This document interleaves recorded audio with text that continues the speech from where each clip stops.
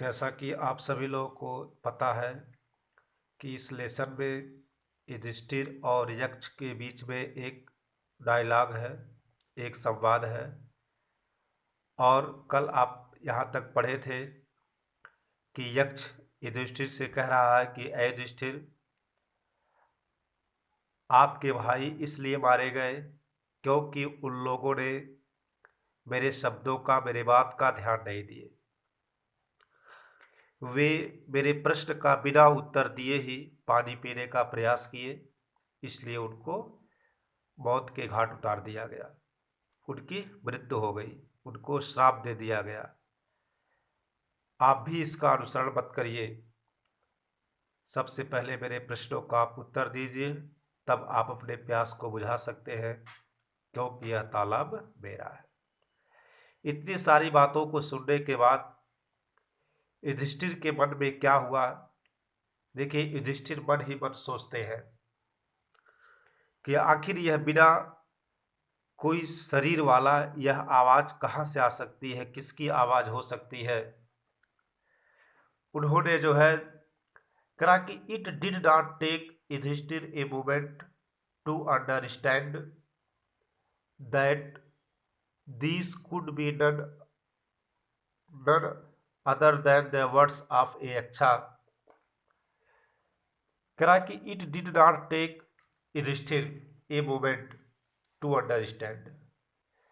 To understand मतलब समझने में, ए मोमेंट मतलब एक क्षण भी, युधिष्ठिर मतलब युधिष्ठिर को, डॉट मतलब नहीं लगा।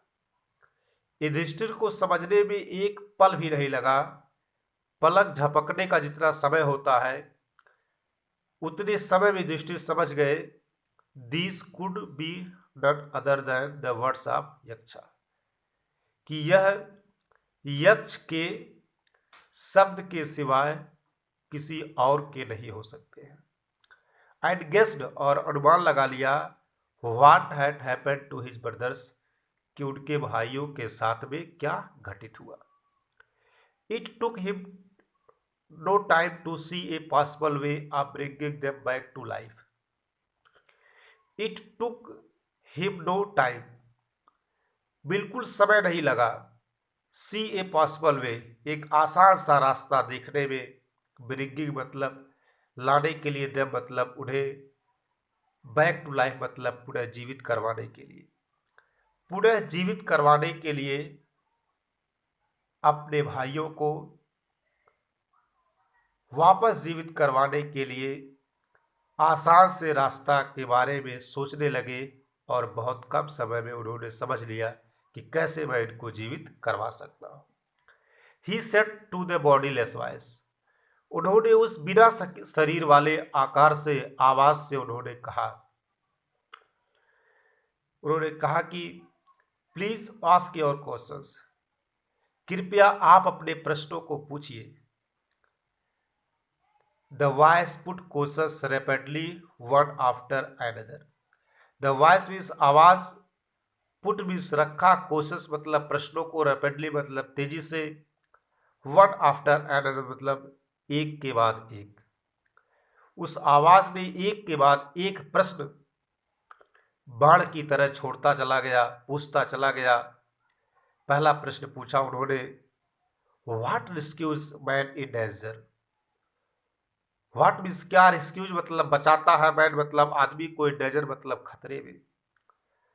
आदमी को खतरे में क्या बचाता है, अर्थात जब इंसान खतरे में हो तो उस समय उसकी बचाव कौन करता है। तो युधिष्ठिर ने जवाब दिया, करेज, हिम्मत, साहस। जो भी प्रश्न पूछा जा रहा है, यक्ष के द्वारा पूछा जा रहा है, जो उत्तर दिया जा रहा है वह युधिष्ठिर दे रहे हैं। अगला प्रश्न उसने पूछा, by the study of which science, which मतलब किस, साइंस मतलब विज्ञान, ऑफ मतलब की, स्टडी मतलब अध्ययन कर लेने से, मैन मतलब आदमी, बीका मतलब हो जाता, वाइज मतलब बुद्धिमान। किस विज्ञान के पढ़ लेने से आदमी बुद्धिमान हो जाता है। कहा कि किस विज्ञान के पढ़ लेने से आदमी बुद्धिमान हो जाता है। तो नॉट बाय स्टडीइंग एनी शास्त्र, युधिष्ठिर ने जवाब दिया, नॉट बाई स्टडिंग एनी शास्त्र, किसी भी शास्त्र के पढ़ लेने से डज मैन बिकम वाइज, आदमी बुद्धिमान नहीं हो जाता है। It is by association with the great in wisdom, यह बुद्धिमान लोगों के सभा में रहने से होता है। दैट ही गेट्स विजडम, जिससे उस आदमी को बुद्धि हो जाती है, बुद्धि की प्राप्ति हो जाती है। अर्थात जैसे कहा गया है कि संगत से गुण आवत है, संगत से गुण जात।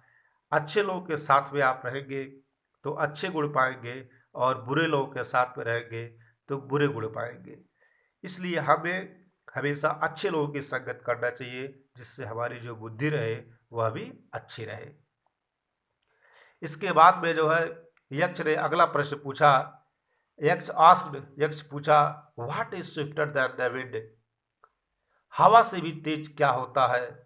तो उन्होंने उत्तर दिया माइंड, अर्थात मन हमारा जो होता है बहुत तेज होता है। हम कहीं रहते हैं लेकिन मन हमारा कहीं पहुंच जाता है।